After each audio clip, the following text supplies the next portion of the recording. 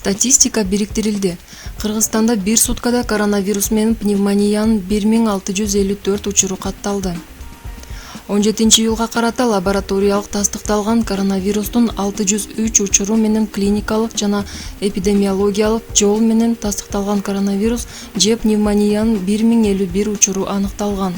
Бишкек шаарында 613 адам, Ош шаарында 67, Чүй облусунда 272, Ош облусунда 125, Талас облусунда 76, Нарын облусунда 39, Ысык Көл облусунда 234, Жалал Абад облусунда 134, Баткен облусунда 94. Март айынан бери Кыргызстанда 23543 адамдан коронавирус менен пневмония аныкталды. Саламаттык сактоо министрлиги эртең менен COVID-19 илдети жана пневмония боюнча статистика бириктирилгенин маалымдаган.